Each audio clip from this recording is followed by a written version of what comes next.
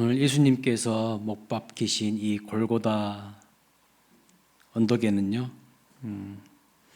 예수님만 십자가에 못 박히신 것이 아니라 두 명의 사형수가 있었습니다. 32절 말씀 보면 32절 또 다른 행악자도 사형을 받게 되어 예수와 함께 끌려가니라, 이렇게 기록하고 있습니다. 여기 행악자들에 대해서 마태복음과 마가복음에서는 헬라어로 레스테스라는 단어를 사용하고 있습니다. 무슨 뜻이냐면 단순한 범죄자가 아니라 강도들이라는 뜻인데요. 강도들이라는 뜻인데 실제로 마태복음에서는 행악자가 아니라 강도들이라고 기록하고 있습니다. 누가복음에서는 행악자라고 기록하고 있는데 마태복음에서는 강도들이라고 기록하고 있어요. 이 레스테스라는 말은요, 단순히 남의 물건을 빼앗는 사람이라는 뜻이 아니라 정치적으로 저항하고 반란을 도모하는 사람들이란 뜻이에요. 쉽게 말하면 정치범이에요. 정치범. 오늘 우리가 본 누가복음에서는요, 이 두 행악자 중에 한 명이 예수님을 향하여 욕을 했다, 이렇게 기록하고 있습니다. 그런데 마태복음에 보면 두 행악자 모두가 예수님을 향해 욕을 했다고 기록하고 있어요. 누가복음에서는 두 행악자 중 한 명이 욕을 했다, 이렇게 기록하고 있는데 마태복음에서는 두 명 다 예수님을 향해서 욕을 했다고 기록하고 있어요. 마태복음 27장 44절 말씀 보세요. 함께 십자가에 못 박힌 강도들도, 복수로 기록하고 있어요. 강도들도 이와 같이 욕하더라. 왜 이런 차이가 있을까요? 누가복음에서는 강도 두 사람 다 예수님을 향해서 욕했다고 하고, 마태복음에서는요, 누가복음에서는 강도 중 한 사람이 욕했다고 이렇게 기록하고 있어요. 왜 이런 차이가 있는지 여러분들이 말씀을 끝까지 경청하시면 알게 될 것입니다. 여기 이와 같이 욕했다라는 것은 누가 욕했다는 것일까요? 바로 위에 있는 구절 마태복음 27장 41절 말씀 보면 대제사장들과 서기관들과 장로들이 함께 희롱하여 욕을 했다는 거예요. 이들이 희롱하면서 예수님을 향해서 욕했다라고 말씀하고 있어요. 그런데 누가복음 23장 35절에 보면 백성은 서서 구경하고 관리들은 비웃었다, 이렇게 말씀하고 있습니다. 또 그 밑에 36절 말씀 보면 군인들이 희롱하여서 말했다고 말하고 있어요. 종합해 보면 이런 말이에요. 십자가에 달리신 예수님을 보면서 당시의 지도자들과 관리들과 군인들을 포함한 수많은 사람들이 예수님을 향하여 비웃고 희롱하고 욕했다는 뜻입니다. 여러분, 우리가 근거 없는 말을 할 때에 또는 의미 없는 말을 내뱉을 때에 뭐라고 합니까? 아무 말 대잔치라고 그러죠. 아무 말 대잔치. 근데 여기는요, 지금 욕 대잔치가 벌어졌어요. 온갖 쌍욕을 하면서 희롱하면서 비웃으면서 막 더러운 이야기들 다 내뱉는 거예요. 온갖 비방과 무시와 경멸하는 그런 욕이 난무하는 상황입니다. 그런데 좀 더 구체적으로 이 사람들이 십자가에 달리신 예수님을 향해서 무엇이라고 희롱하며 욕을 했을까요? 무엇이라고? 자, 누가복음 23장 35절, 그 다음에 마태복음 27장 42절, 43절을 요약해 보면 같은 욕을 했어요. 같은 욕을. 누가복음 23장이나 마태복음 27장을 보면 그 비방의 내용이 이렇습니다. 그가 남은 구원하였을 때 자기는 구원할 수 없도다. 만일 하나님이 택하신 자 그리스도라면 자신도 구원해봐라. 그리고 지금 당장 십자가에서 내려와라. 이렇게 욕을 한 거예요. 여러분, 그럴싸하지 않습니까? 이 사람들은 지금 자기들이 비방하는 말이 무슨 말인지도 모르고 지금 비방하고 있어요. 만약 예수님이 십자가에서 내려와서 이 사람들 말대로 예수님 스스로를 구원하시고 그들을 당장 지금 심판하셨다면 오늘 우리는 어떻게 될까요? 인류의 구원은 어떻게 되는 것입니까? 예수 그리스도의 십자가를 통하여서 인류를 구원하시려고 하시는 하나님의 계획은 완전히 수포로 돌아가고 우리는요, 단 한 사람도 구원받을 수가 없습니다. 그러나 예수님은 온갖 비방과 멸시와 모욕의 말을 들으면서도 끝까지 그 십자가를 감당하셨어요. 이사야 53장 5절 말씀대로 그가 찔림은 우리의 허물 때문이고 그가 상함은 우리의 죄악 때문이라. 그가 징계를 받음으로 우리는 평화를 누리고 그가 채찍에 맞음으로 우리는 나음을, 진정한 치유와 회복을 얻게 되었다. 예수님의 십자가 때문에 우리가 구원을 얻은 것이다 라고 말씀하고 있습니다. 그러나 예수님 주변에서 들리는 소리는 뭡니까? 온갖 욕설이에요. 비방하고 희롱하는 말들입니다. 그런데 예수님 좌우에 십자가에 달린 강도들도 이렇게 욕을 했다는 것이죠. 종교 지도자들, 정치인들, 관리들, 군인들, 그리고 거기에 모인 백성들 다 같이 욕하고 비방하고 희롱하는 말을 하는데, 아니 제수주제 강도들도 예수님을 향해서 욕이 타는 거예요. 무슨 강도 주제에 무슨 욕을 할 수 있을까요? 자기 삶을 방성하지는 않고 도리어 예수님을 향해서 욕을 합니다. 그런데 바로 이 모습이 보통적인 일반 사람들의 실상이에요. 오늘 우리도요, 힘들고 어려우면 내 삶을 점검하기보다는, 내 삶을 반성하고 회개하기보다는 하나님께 원망하거나 불평하지 않습니까? 괜히 다른 사람 탓하지 않습니까? 그 당시 십자가형의 고통은요, 상상을 초월합니다. 엄청난 고통이에요, 엄청난 고통. 십자가형은요, 먼저 죄인의 옷을 다 벗깁니다. 옷을 실로 오락이 하나도 없이 다 벗겨요. 속옷까지 다 벗깁니다. 그리고 십자가에 매달아요. 엄청난 수치를 주는 거죠. 십자가에 달리기 전에는 어떻게 합니까? 온몸을 채찍으로 때려요. 온몸을 채찍으로 때립니다. 근데 그 채찍의 끝에는 뭐가 달려있냐? 짐승의 뼈 조각이 달려있어요. 팍 때리잖아요. 그러면 채찍이 이 피부를 딱 감싸고 다시 이렇게 빼낼 때 살덩어리가 다 뜯어져 나가요. 얼마나 고통스러운지 모릅니다. 채찍질 할 때마다 그 뼈 조각이 살을 다 뜯어내는 거예요. 그리고 양쪽 손바닥에다가 못을 박는데 시간이 지나면 이 손바닥이요, 무게를 이기지 못해서 다 찢어져 가지고 사람이 떨어져 버려요. 그러니까 이 손목에다가 십자가를 박습니다. 그리고 발목에도 십자가를 박죠. 그래서 온갖 피와 온갖 물이요 다 빠져나갑니다. 그 고통이 상상을 초월할 정도라고 합니다. 그래서 기절을 한대요. 기절을 한다고 합니다. 피가 빠져나갈 때 머리에서 두통이 이루 말할 수 없는 두통이 일어난다고 합니다. 그런데 이렇게 고통스러운 십자가형인데 두 강도는 십자가에 달렸으면서도요, 심한 욕을 예수님한테 내뱉는 거예요. 너무 고통이 심하니까 그냥 입에서 온갖 더러운 말들이 다 나오는 거예요. 예. 속에 있는 온갖 죄의 본성들이요, 입으로 다 튀어나와요, 그냥. 예. 이 두 강도 중에 한 명이 예수님을 향해서 계속 욕을 합니다. 39절 말씀 보세요. 달린 행악자 중 하나는 비방하여 이르되 네가 그리스도가 아니냐? 너와 우리를 구원하라. 여러분, 이 한편 강도는 엄청난 고통을 느끼면서도 지금 이렇게 욕할 힘이 남아있다고 하는 것은 이 사람이 어떤 사람 같으십니까? 여러분들이 봤을 때 이 사람이요, 대단히 강렬한 이념과 신념으로 살아온 사람이라고 우리는 알 수 있어요.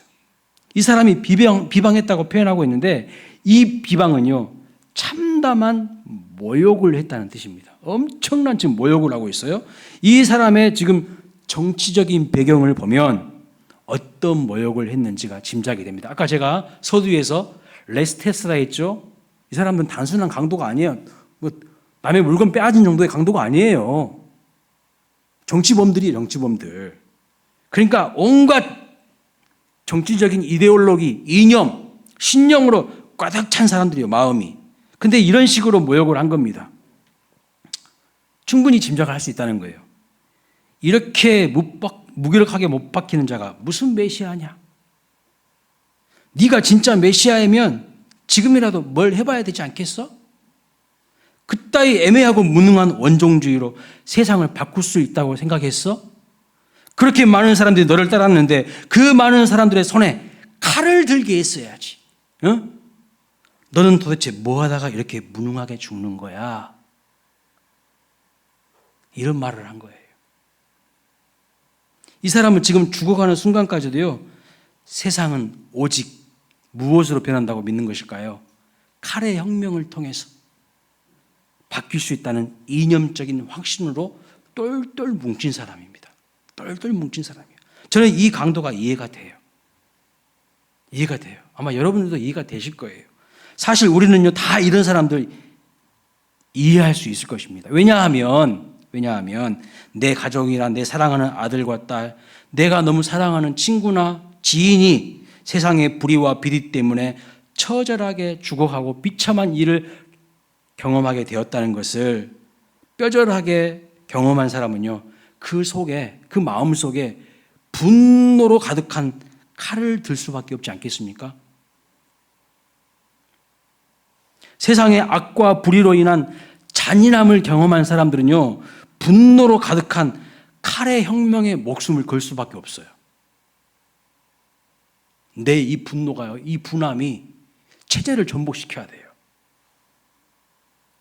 지금도 세계 곳곳에서 벌어지는 전쟁을 보십시오. 다툼을 보십시오. 테러리스트를 보십시오. 이런 종류의 분노가 그들 마음속에서 불타고 있어요. 그리고 여기 앉아있는 여러분 마음속에도 있을 수 있어요. 내가 지금 힘이 없어서 그렇지. 나에게 힘만 주어줘봐. 나를 힘들게 했던 저 인간들 다 보복할 거야. 싹 쓸어버릴 거야. 우리 마음속에 이런 욕심들과 분노가 있다니까요. 얼마든지 오늘 우리 주변에 이런 사람들이 많이 있습니다. 내 사랑하는 가족과 자녀들이 세상 권력의 불의와 악 때문에 처절하게 죽어가는 것을 보았기 때문에 분노의 화신이 되는 경우들이 있습니다. 그럼에도 불구하고요, 우리가 분명 알고 있는 것은 무엇입니까? 세상은 단 한 번도 이러한 칼의 혁명으로 진정한 변화를 이루지 못한다는 것입니다. 예수님께서 이미 말씀하셨어요. 칼을 든 자는 칼로 망한다. 이것이 역사적 사실이고 진리입니다. 역사는 이것을 분명하게 증명하고 있어요. 칼을 들어서 성공한 자 같아 보이지만 또 다른 자들에 의해서 멸망을 당하게 됩니다. 이렇게 보면요, 이 한편 강도의 불행이 너무나도 안타깝게 느껴지는 거예요. 가장 고통스러운 현장, 이제 조금 있으면 죽게 되는 바로 그 순간, 바로 자기 옆에 누가 있는 거예요? 진정한 구원자이신 메시아이신 예수 그리스도가 있음에도 불구하고 자기 속에 있는 분노 때문에, 자기 속에 있는 끓어오르는 그 분노 때문에 주님을 알아보지 못하고요, 오히려 막 저주를 하고 욕을 갖다 퍼붓는 거예요. 참으로 불쌍한 사람 아닙니까? 자, 그렇다면 이 한편 강도의 의식과 마음은 어떻게 형성된 것일까요? 사람들은요, 자기가 몸담고 있는 그 세계에 길들여지고 그동안 살아왔던 삶의 방식에 의해서 학습이 되는 것이 일반적입니다. 그것을 전부로 알고 살아가는 모든 사람들에게서 발견될 수 있는 특징이라고 할 수가 있어요. 여러분, 우리도 다르지 않습니다. 사람들은 자기가 객관적이라고 합니다. 그런데 알고 보면요, 엄청난 착각 속에 살고 있어요. 오해하면서 살아갑니다. 사람들은 거의 대부분이요, 내가 몸담았던 환경과 현실에 영향을 받으면서 그런 것들에 학습되어져 살아갑니다. 그런데 여기서부터가 중요합니다. 그런 틈새를 뚫고 하나님의 은혜가요, 문을 두드리는 거예요. 우리 삶의 문을 두드리는 거예요. 그때 문을 내가 살짝이라도 열면, 그 하나님의 은혜의 빛이 들어와서 내 안에 어둠을 몰아내고요. 하나님이 우리를 새로운 눈을 열어주셔요. 나로 하여금 다시 보게 만들어주십니다. 나는 삐딱하게 보고 있거든. 나는 편협하게 보고 있거든. 그런데 하나님이요, 내 마음에 은혜의 빛을 비춰주시면 온전히 보게 만들어주셔요. 어둠에 갇혀있는 우리로 하여금요, 그 현실을 다시 보게끔 만들어주셔서 현실 너머에 있는 하나님의 뜻으로 나아가게 해서 우리로 하여금 수많은 문제를 뛰어넘게 하고 우리 안에 있는 수많은 문제를 뚫고 나아가게 하는 것이 믿음입니다. 그런데 나에게 오셔서 두드리시는 그 은혜의 두드림에도 의식적으로 무의식적으로 마음의 문을 닫으면 어떻게 됩니까? 하나님이 분명히 우리의 마음 인생에 찾아오셔서 마음의 문을 두드리실 때가 있거든요. 근데 그때도 나는 의식적으로 무의식적으로 마음의 문을 닫으면 어떻게 됩니까? 끝내 그 사람은요, 자기가 속한 세계로부터 학습된 그것만 딱 받아들이고 그렇게 인생을 살다가 끝나는 거예요. 끝나는 게 되는 거예요. 결국 예수님을 저주하고 모욕하는 이 한편 강도와 같이 비참한 삶으로 끝나는 겁니다. 속에 분노만 끌어있다가 자기의 욕심, 자기의 소원도 이루지 못하고 그냥 허망하게 죽는 거예요. 여러분, 상상력 사전이라는 책에 보면요, 1961년도에 아시라고 하는 사회심리학자가 실험을 했어요. 인간이 어떻게 나를 둘러싸고 있는 세계로부터, 환경으로부터 학습을 받고 어떻게 개념을 형성해 가는지를 발견하기 위해서 일명 동조 실험이라는 실험을 했습니다. 7명의 사람을 모았어요. 그 7명의 사람이 있는 방에 직선 2개를 나란히 그었어요. 그래서 하나는요 30cm, 하나는 25cm 직선을 그었습니다. 여러분, 당연히 어떤 것이 길까요? 30cm가 길죠. 그런데 7명 중에 6명에게 25cm가 더 길다고 이렇게 말하도록 짠 겁니다. 짰어요. 그리고 한 명은요, 그 사실을 전혀 몰라요. 그런데 나중에 6명이 25cm가 더 길다고 하니까 이 나머지 한 명 어떻게 말한 줄 아세요? 맞다고. 나머지 한 명도 25cm가 더 길다고 그렇게 이야기를 하는 거예요. 이런 식으로 100명을 대상으로 실험을 했어요. 그런데 무려 40%에 가까운 사람이요, 명백히 틀린 집단의 답변에 그냥 따라갑니다. 그리고 전체 참가자의 75% 이상이 적어도 한 번은 이렇게 잘못된 집단에 동조한 경험이 있다는 것을 그 실험이 밝혀냅니다. 참 무서운 거예요. 동조한다는 것이. 지금 여기 오늘 본문의 상황을 보세요. 온갖 사람들이 다 예수님 비방하죠. 알고 비방할까요? 거기 대부분의 사람들은요, 뭣도 모르고 비방하는 거예요. 욕하는 거예요. 희롱하는 거예요. 저들이 하니까 나도 하는 거예요, 그냥. 사람은요, 사회적 학습에 의해서 쉽게 영향을 받게 된다는 뜻입니다. 명백히 잘못된 의견도 고립될까봐, 나 혼자만 그 생각을 가지고 있으니까 고립될까봐 쉽게 동조해버려요. 교회 안에서는 내가 믿음 있는 척해요. 근데 세상에 나가면 전혀 믿음 없이 살아요. 왜요? 나만 그냥 왕따 당한 것 같고 고립되는 것 같으니까. 기도도 안 해, 밥 먹으면서. 그런데 우리는 그것을 뭘 잘 모르는 배우지 못한 사람들이나 그렇게 한다고 생각하기 쉬운데, 놀라운 사실, 실험 결과 25cm가 더 길다고 말하는 사람들의 직업군을 보니까요, 대부분 교수들이야. 엘리트들이에요. 놀랍지 않습니까? 무려 90%예요. 무려 90%가 교수들과 높은 학위를 공부하고 있는 학생들이었어요. 무엇을 말하는 것입니까? 이만큼 사람들은요, 문화에 길들여지고 영향을 받고 학습을 받게 된다는 것입니다. 그런데 더 무서운 것은 이 실험이 짜고 친 고스톱이었다고 이야기를 해줬는데도 불구하고 10%는요, 그걸 안 믿어요. 여전히 25cm가 더 길다고 고집을 부렸다는 거예요. 이 실제 있었던 실험입니다. 자기가 주변 환경과 사람들에게 영향을 받았다고 인정하는 것이 아니라 뭔가 실험에 문제가 있었다고 이렇게 이야기를 한다는 거예요. 여러분, 이게 바로 오늘 우리들의 모습일 수가 있어요. 그래서 이게 무서운 것입니다. 인간은요, 어떤 문화 속에서 학습이 되고 전제가 형성이 되고 개념이 형성이 되어서 이것이 자기 확신으로 굳어지면 거의 바꿀 길이 없어요. 바꿀 길이 없어요. 이게 바로 이데올로기와 이념에 빠진 사람들의 특징입니다. 확신범들이에요.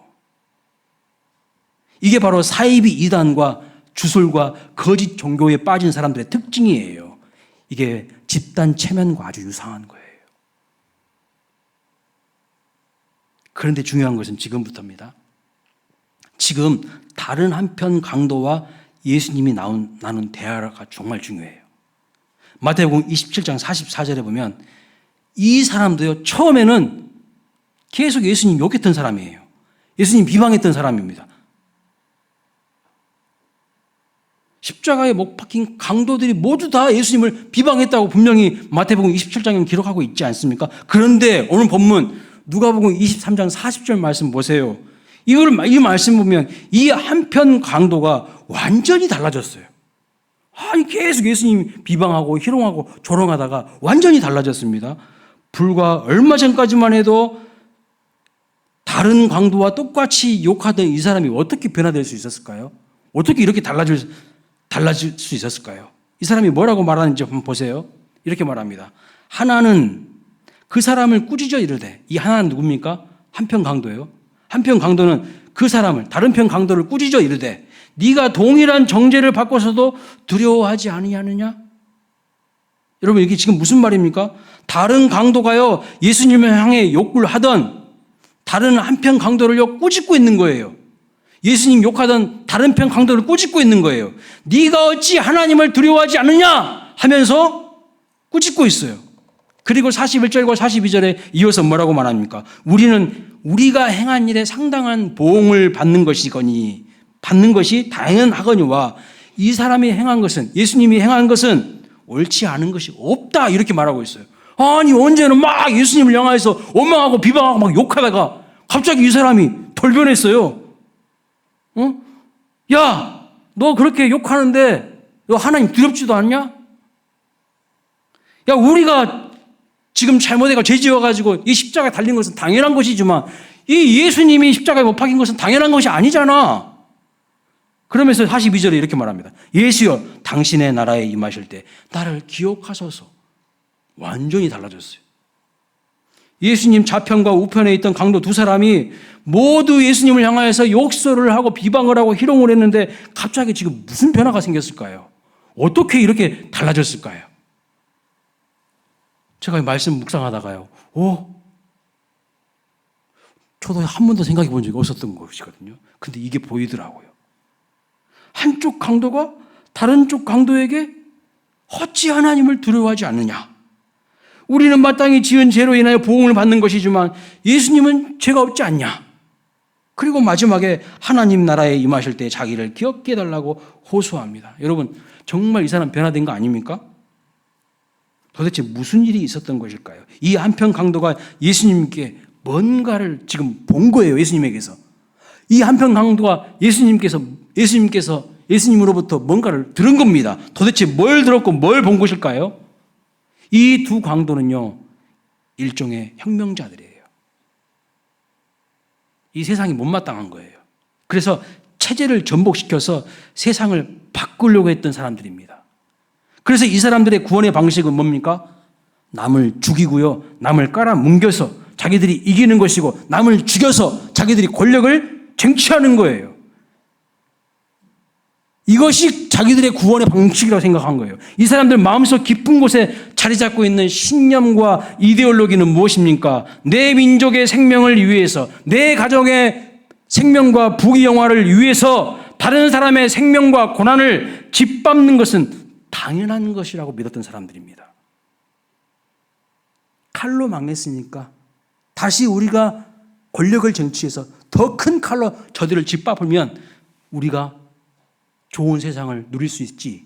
이게 그들의 구원의 생각이에요. 구원의 방식이에요. 그러니까 예수님 향해서도 뭐라고 말합니까? 당장 십자가에서 내려와서 네가 메시아라면, 네가 하나님의 아들이라면 너를 구원하고 여기 너를 조롱하고 있는 사람들 싹 쓸어버려. 이렇게 이야기하는 거예요. 자기들은 그것이 구원이라고 생각하니까. 그런데 이 한편 강도가요, 다른 편 강도를 꾸짖으면서 하는 말을 보면 그들이 그동안 믿고 있었던 구원의 방식이 아주 잘못되었다는 것을 깨달은 것을 알 수 있어요. 깨달은 거예요. 이런 방법으로는 칼의 보복만 반복되는 것일 뿐 진정한 구원이 될 수 없다는 것을 알았습니다. 도대체 예수님께서 뭘 본 것일까요? 도대체 예수님께서 뭘 들은 것일까요? 여러분, 예수님의 입에서 터져나오는 엄청난 고통을 받고 있는 이 상황 속에서 예수님이 작은 신음소리 같은 말을 뱉으셨는데 그 소리가 이 한편 강도에게는요, 천둥소리처럼 들려버린 거예요. 천둥과 같은 벼락같이 느껴지고 자기 머리부터 발끝까지 전율이 확 와버린 거예요. 무슨 소리였을까요? 그 소리가 34절입니다. 오늘 본문의 핵심이에요. 이에 예수께서 이르시되 아버지 저들을 사하여 주옵소서. 자기들이 하는 것을 알지 못함이니이다 하니. 여러분, 지금 예수님은 지금 용서를 선언하고 계십니다. 예수님이 이 엄청난 고통 가운데서 이 터져나오는 이 용서의 기도에서 이 강도는요, 전율을 느끼는 거예요. 예수님의 아버지여 저들을 사하여 주옵소서 하는 그 기도 소리에 이 강도는 비로소 변화를 경험하게 되는 거예요. 십자가 위에서 죽음 직전에서 이 강도는 뭘 본 건가요? 진짜 메시아를 본 거예요. 아, 진짜 메시아구나. 이 기도 소리에 깨달은 거예요. 이 강도는 자기 뼈에 박힌 몸으로부터 오는 어마어마한 고통의 틈새를 비집고 들어오는 하나님의 강렬한 사랑과 은혜를요, 아버지라는 단어 속에서, 용서라는 단어 속에서 뼛속 깊이 느끼기 시작한 거예요. 그러니까 예수님은 고통 속에서 막 큰 소리로 막 저같이 막 지금 마이크에서 나오는 큰 소리로 그런 이야기 했을까요? 아니에요.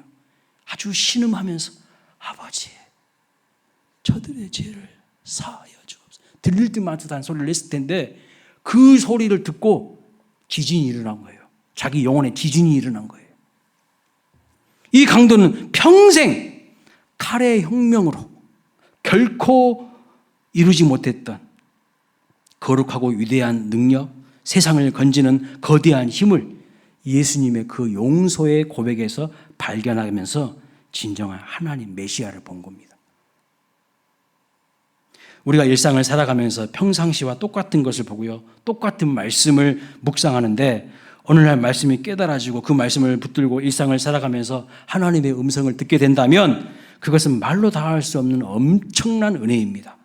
내가 듣고 싶었던 소리가 아니라 내가 상상하지도 못했던 소리, 심지어 내 정서에 거슬리고 내가 전혀 상상하지 못했던 어떤 소리가 들어왔는데 그게 바로 깨달아지고 믿어지는 것이 은혜예요.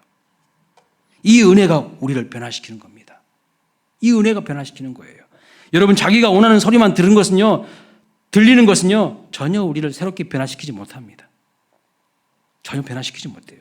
혁명가들의 이 입에서 들을 수 없는 말이 어떤 말인 줄 아세요? 여러분, 지금 우리 사회도 보세요. 지금 정치판을 보세요. 이 정치가들, 혁명가들의 입에서 들을 수 없는 말이 어떤 말입니까? 용서라는 말이에요. 그들의 입에서는 무슨 말만 나와요? 처단이라는 말만 나와요. 처단이라는 말만. 그런데 이 강도의 마음에 용서라는 말이요, 비수처럼 확 들어와 버리는 거예요.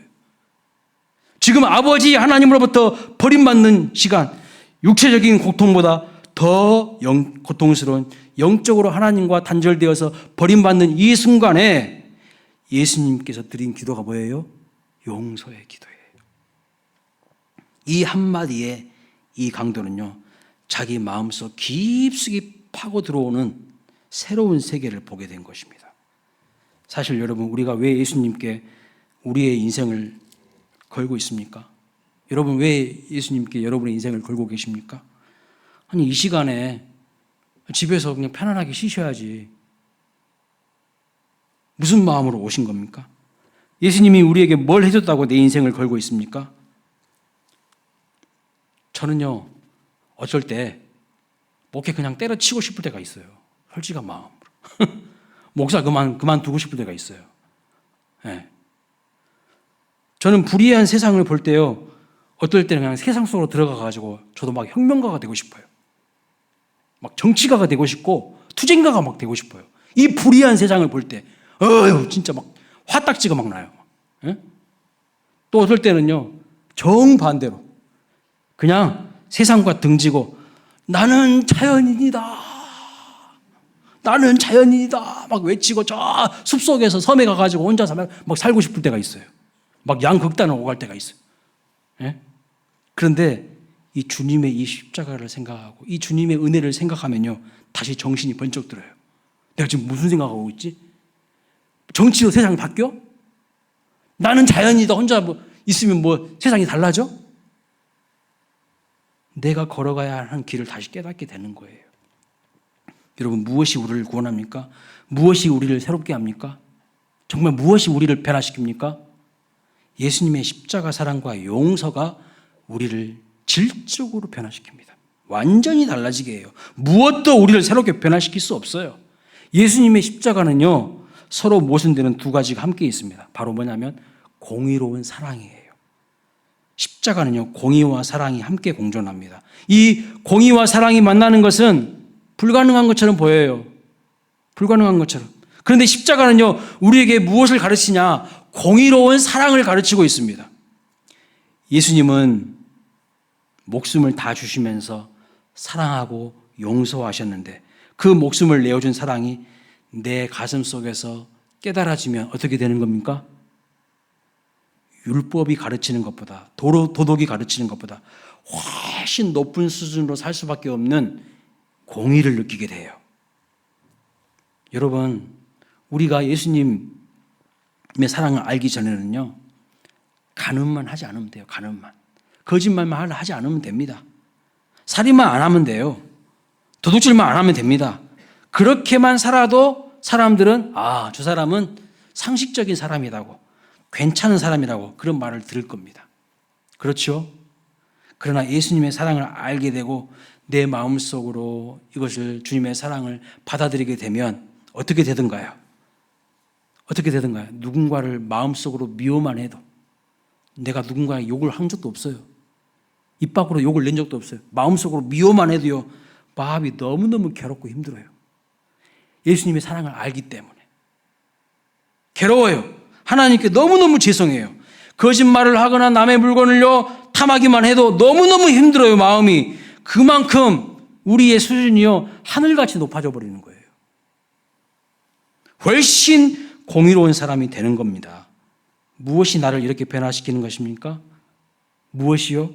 그리스도의 나를 품어주신 그 크신 사랑과 용서가 내 안에 들어오면 그것이 공의로 해석이 되는 겁니다. 공의로. 하나님의 공의를 다른 사람들이 아닌 예수님 자신에게 쏟아 부으셨는데 그것이 바로 예수님의 우리를 향한 말로 닿을 수 없는 사랑이에요. 그 하나님의 공의를요, 우리에게 쏟아 부으신 게 아니에요. 하나님의 공의와 심판을요, 우리에게 쏟아 부었으면 우린 다 죽어요. 근데 누구에게 쏟아 부으신 거예요? 예수님 자신에게 다 쏟아 부으신 거야. 그리고 우리를 살리셨다니까요. 그 사랑을 우리 마음으로 받아들이게 될 때에 그 사람 가슴 속으로 깊이 이 사랑이 파고 들어가서 공의로 자리 잡게 돼요. 그러면요, 내 속에 더러운 마음 품으면 엄청 괴로워요. 괴로울 수밖에 없어요. 예수님의 십자가 사랑과 용서를 경험할 때 반드시 새로운 인생으로 변화됩니다. 이 지금 한편 강도는 이것을 경험한 거예요. 계속해서 예수님을 향해서 욕하고 비방하고 희롱하고 있다가 예수님이 무슨 말씀하셨어요? 아버지, 저들을 사하여 주시옵소서. 이 한마디에 이 사람 완전히 눈이 달라져 버린 거예요. 마음이 완전히 달라져 버린 거예요. 세상은 칼로 혁명을 일으켜가지고 나를 힘들게 하면 다 죽여야지. 이렇게 생각하고 있었는데 그게 아니라 이런 상황에서도 하나님을 향하여서 이들을 용서해달라고 이렇게 말하는 사람? 그 사람입니까, 여러분? 하나님을 본 거예요. 그 십자가에서 메시아를 본 거라고. 그러니까 이 사람이 달라지는 거예요. 그래서 계속해서 비방하고 욕하는 이 사람을 가리켜서 그렇게 말하지 마라고 이야기하는 거예요. 이 십자가 사랑과 용서 위에 서서 주님과 동행하시는 아름다운 인생이 되시기 바랍니다. 여러분들이 남을 비방하고 욕할 때 아무런 마음에 꺼리낌이 없으십니까? 그거 심각한 문제입니다. 남을 뒤에서 험담할 때 아무런 꺼리낌이 없고 계속 분노의 불이 타오르십니까? 심각한 문제예요. 치료받으셔야 돼요. 어떻게 치료받으실 건데요? 예수님의 사랑이요, 이 분노의 불을 꺼트리는 거예요.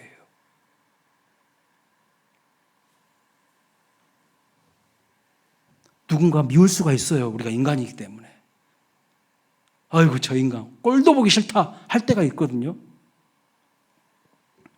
근데 진짜 하나님의 사랑을, 예수님의 사랑을 아는 사람은요, 그 마음이 내 마음속에서 올라올 때 엄청 괴로워해요. 엄청 괴롭습니다. 이게 진짜 그리스도인인 거예요.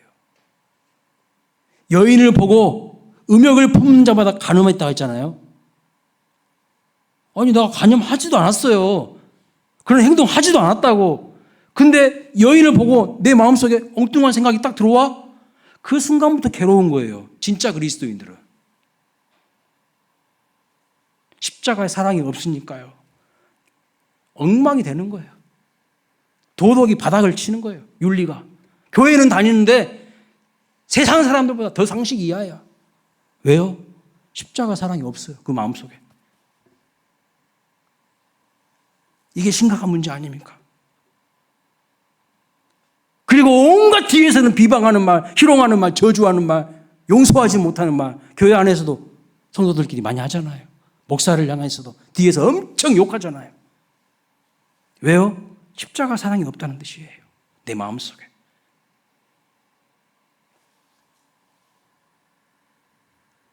사랑하는 여러분, 주님은 우리를 용서해 주셨습니다. 그 몸으로 다 받아내셨어요. 그리고 우리가 받아야 될 저주를요, 본인이 다 받으셨어요. 우리가 어떻게 살아야 할까요? 이 십자가 사랑을 아는 사람답게 그렇게 살아가야 되지 않겠습니까? 오늘 이 말씀을 생각하면서 기도했으면 좋겠습니다.